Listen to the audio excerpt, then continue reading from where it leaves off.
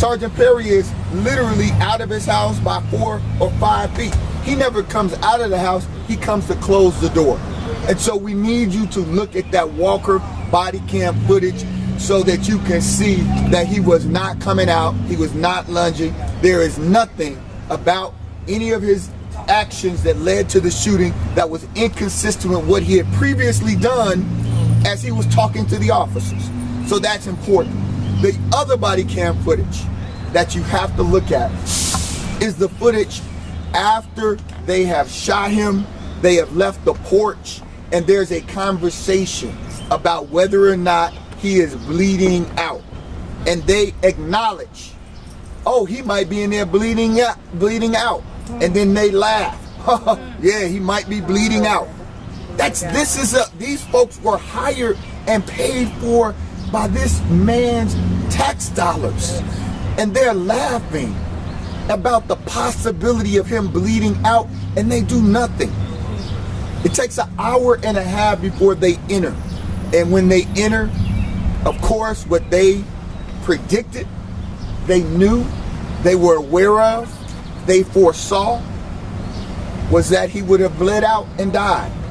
And so we're asking again, take the time to look at those videos and not just what the one thing, and we have to understand and recognize, isn't it interesting what was initially released? Yeah. The way it was released. Now that everything is released, it just takes us to dig in. And so I understand the deadlines. We understand the deadlines, but we're asking for you to take a look at this. It is more than what was initially presented. And when you see it in its entirety, you'll understand, and I believe that you'll come to the same conclusion that I've come to, that this is nothing short of murder. Amen. It is. They shot because they just shot. And then they left him, and they knew that them leaving him would result in him bleeding out. They knew that. They contemplated it. They articulated it. And that is what happened. So we wanted to share that. We will provide you shortened clips, because we know we're trying to make your job as easy as possible. You can look at it in its entirety, but will you provide you the shortened clips along with the transcriptions. This family met with Sherry Boston, and I would like if Representative Shannon can share just her work and her support of this family from day one. She has been consistent in her advocacy for this family. Representative Shannon. Well, I just want to thank DA Boston for agreeing to meet with us today so that she could put a name with the face of Matthew Zadok Williams, who should be alive today. We're asking for justice for Zadok, but really at this point, we know we can't get justice because justice would be him being alive. What we are asking for is accountability for these officers. For me, it's interesting because these people are not even my constituents. This didn't happen in my House district. It happened in DeKalb County, but not specifically in my House district. So they're not even my constituents. So why am I involved? I'm involved because as we think about yesterday, the anniversary of George Floyd's murder at the hands of police, we continue to see that police officers of all different races continue just to waste Black life with ease. And to now know that there is video of the officers laughing about him potentially fading away, dying at the hands of because of what they've done. I mean, it just continually angers me and disgusts me that we continue to see police officers just decide to waste Black life in the way that they do. And that's what this is, a waste. And so today's meeting was really about having DA Boston understand what a waste this was. What Zadok meant to this family, and what Zadok meant to people like myself who never even had the opportunity to meet him. But as a collective community, Black people across the country are just tired of seeing our lives wasted by police. When we pay taxes just like everybody else, we are full citizens of this country and should be able to use the resources that we pay for, but we cannot. And let me tell you this, I worked on police accountability issues before being elected, okay?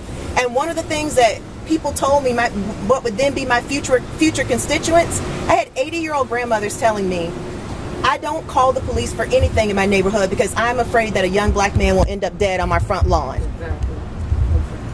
That was 2016 that we were having those conversations. So this is an ongoing issue, and the only thing that is going to resolve this is full accountability for these officers.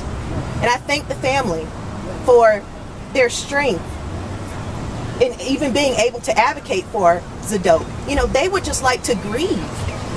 They would like to be at home grieving and healing, which is what is normal for a family to do when they've lost a loved one.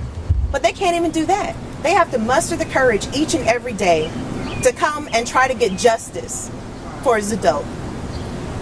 And enough is enough. We are done dying. I'd like for attorney and sister Hannah Williams to share, and then mom, Dr. Williams. My name is Hannah Williams.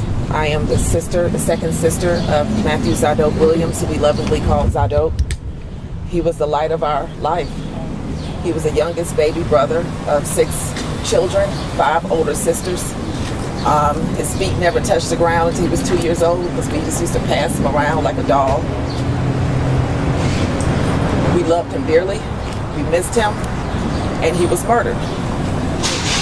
We are very hopeful after our meeting with Sherry Boston, and we really appreciate her taking this meeting with us. We are hopeful, but our family wants justice.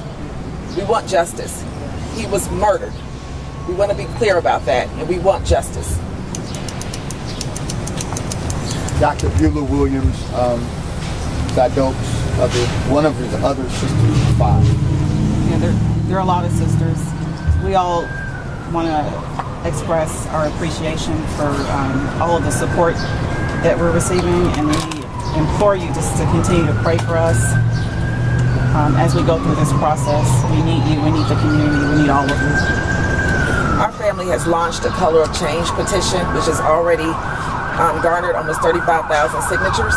If you text Zadok to 555-888, you can sign our petition. Text Zadok, Z-A-D-O-K, to 555-888, and you can sign our petition. Mom.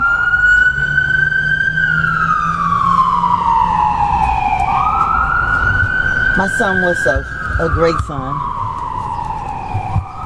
and he was, as you know, one of 6. I miss him dearly. I'm a retired registered nurse. I worked Brady's trauma room back in the past, and I've seen many of these kind of wounds come in there, and they're so easily survivable. But they shot my son and didn't really care. He should be alive and getting out of the hospital right now. It was not a fatal wound, but they allowed him to lay on that floor and bleed to death and suffer, struggling for air, while they're out there just lollygaging with their incompetence and not caring about my son's life. Zadok's life mattered. Amen. He had a mental health crisis. They laughed. They came to my front door 24 hours after he was dead. I was wondering why I hadn't heard from him to tell me that my son was homeless and had broken into an apartment. And I was like, what? No, what's his address? That's his home. 24 hours later, they still haven't figured out that he owned that property where he was shot and left to lay on his foyer, struggling for air, while they just decided not to render care. His life meant nothing to them, nothing.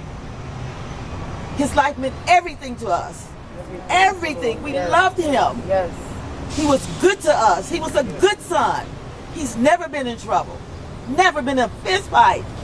He wouldn't even harm us. He would catch bugs and set them outside his house. He didn't come out much. He stayed inside. I never thought this would happen to my son. He doesn't even go out the door. And they brought it to his front door. I love Zadok forever. Zadok, I love you forever. And justice for Zadok. Justice for Zadok! Justice for Zadok! Justice for Zadok! We want to thank the organizers and the the individuals and organizations that have consistently supported this family. What we've learned, if we haven't learned anything, when you read the police report that was initially issued by George in the George Floyd killing, it's a stark difference from the video.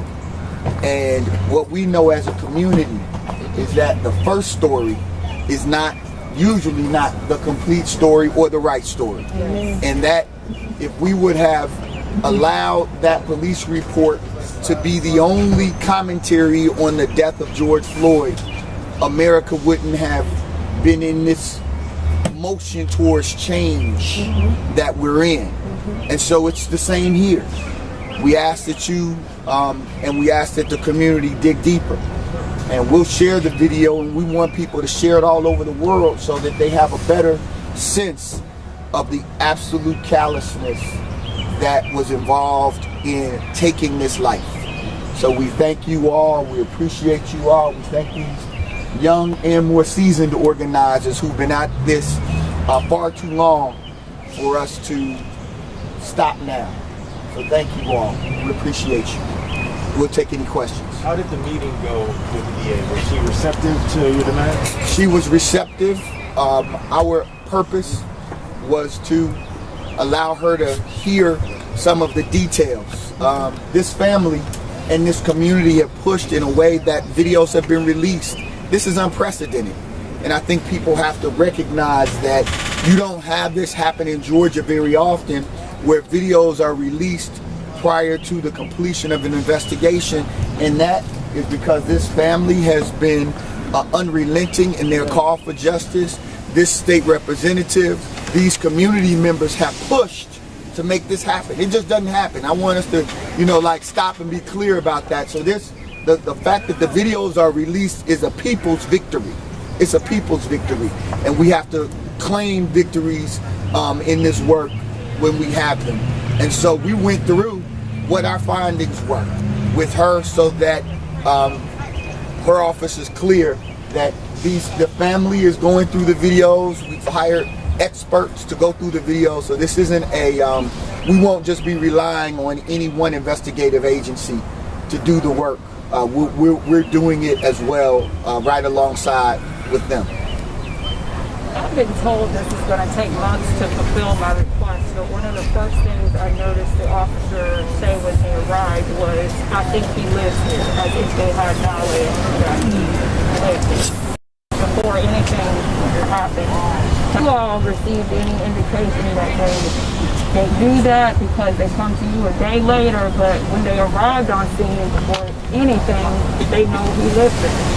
We have not yet received information confirming that any of those officers had been to his home before, but the commentary was, even in more body camera footage, the commentary was like, yeah, I think we've been here. I've seen him walking around inside of his house in his window.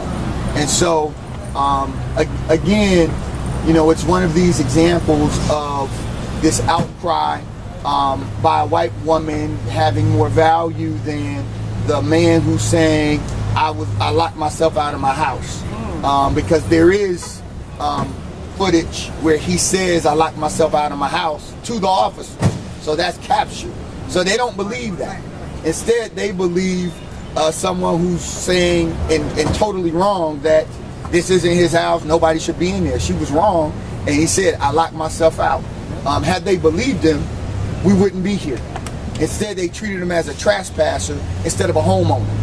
And that's unfortunately the lens in which African American men and black people at times are seen through. It's easier to believe the less than the reality of the wholeness of who he was.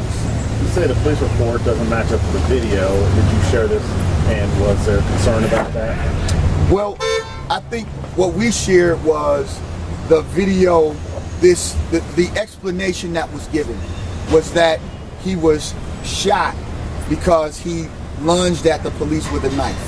That's what's been written, that's what's been promulgated, that's what's been said by the DeKalb County Police.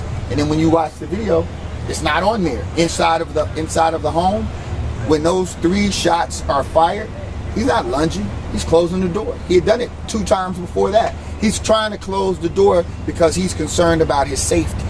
And the idea that they could wait and have SWAT come to the scene an hour and a half later, why not wait from the beginning? Why not wait? What's the rush? He's in there, you have the place surrounded. Okay, he's having a mental health crisis. Get a negotiator out. Bring out tear gas. I mean, but don't decide I'm just going to kick the door and then summarily execute a man. You don't do that in America. And if this kind of behavior stands, that's why these young people, they don't have any confidence in this system, because they continue to see the disparity in how black lives and white lives are treated. If this was in Buckhead or the northern part of the county, they would have sat out there for 24 hours, 36 hours, just waiting. They would just waited them out. It's no big thing.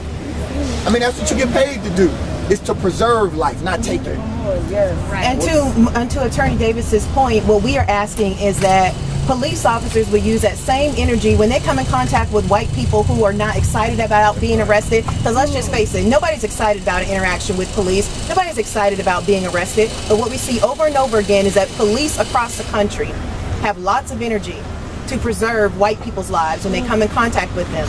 But with black people or folks of color, where is that energy? Where is that? That's all we're asking, is that you use that same energy.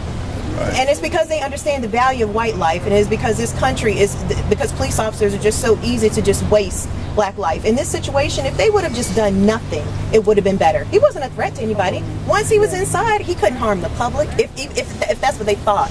If they thought that he was going to be a harm to the public, he couldn't harm anybody inside. I mean, it would have been literally better for them to have done absolutely nothing. But to Attorney Davis's point, they took action they didn't even have to take. And I firmly believe, had Zadok not been a black man, they would not have taken that action.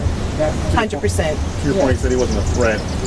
Describe Zadok's mindset when he was interacting with the cops. Describe the scene. He's inside of the home. And you can hear him. He's talking calmly at this point, articulately. It sounds as if he's the police trying to de-escalate. He's saying, why don't you put your guns down? I'm in my home.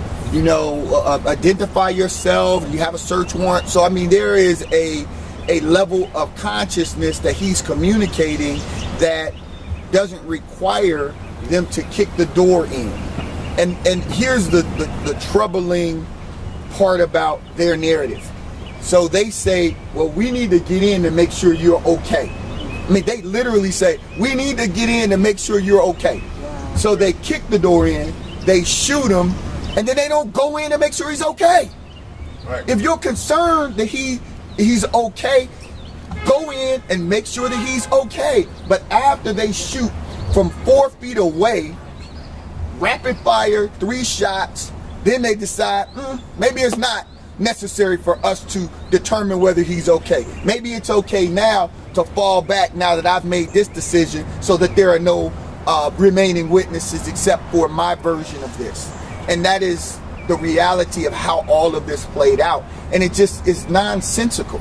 And that's what we need people to take a moment and process all of the information and not do this 30-second, I know our attention spans are short, but we got to dig into this and really get a grasp of the complexity of what happened and not just say, he ran outside with a knife and that's the end of the analysis. Oh no, not for us, not for this family, not for this community, and prayerfully not for this district attorney when she gets the file from the GBI. Are you all confident that this meeting will lead to the DA meeting your demands, or do you think this is just the first in a series of meetings that are... I definitely think there are more meetings to come. There definitely will need to be more meetings so that our experts can discuss what they've been able to capture, what they have been able to ascertain from the information that we've collected. And so I think that this is a start of an ongoing communication around the need for justice and what that looks like.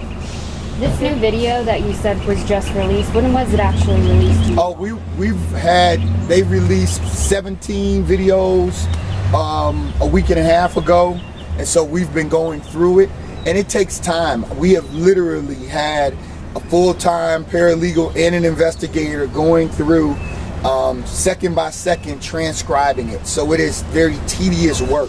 And so that's why we believe they send you all of it. It's overwhelming, and so people say, well, all right, I'll just kind of stick to the parts that are easiest.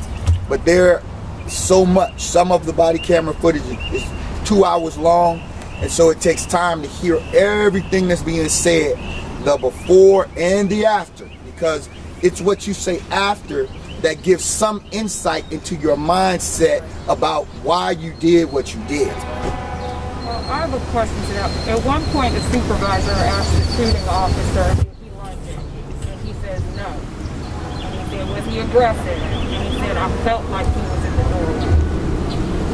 What is that?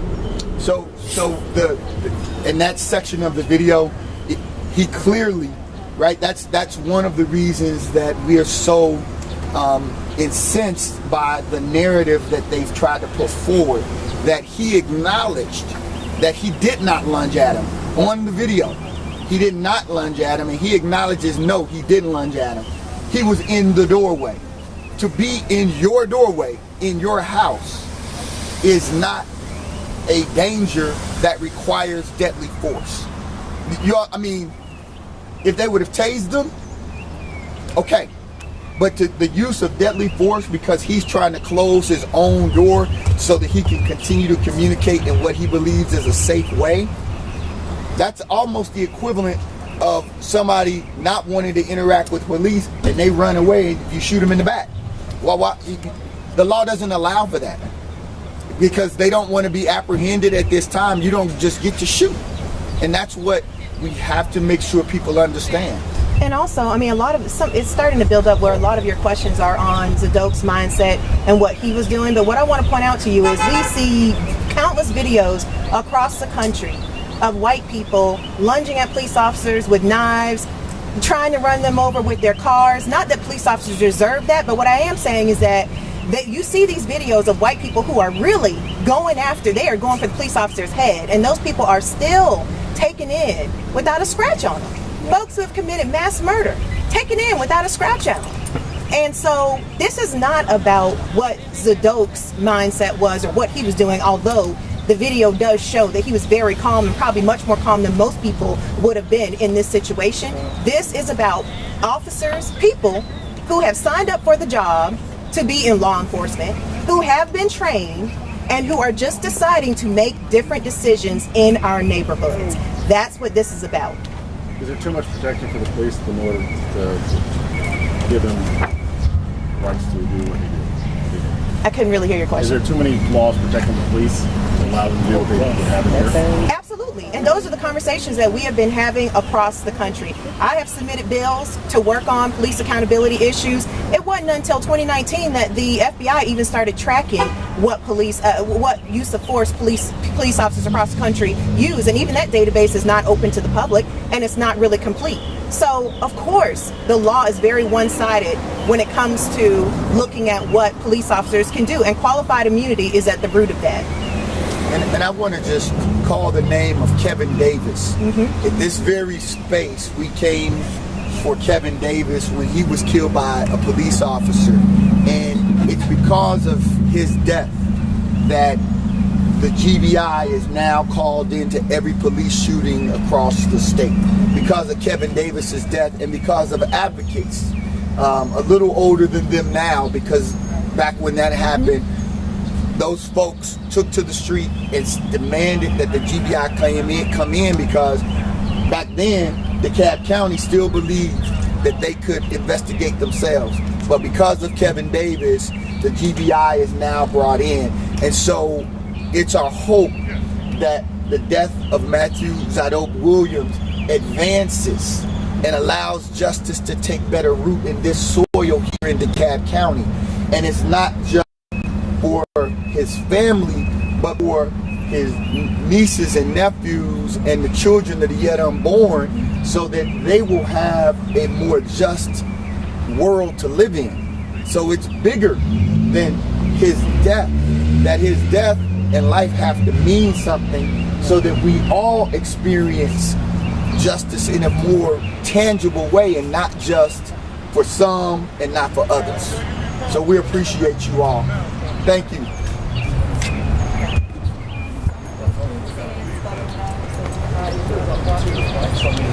Hannah Williams, H-A-H-N-A-H Williams. Chris Ann Lewis, CHRISANNLEWIS.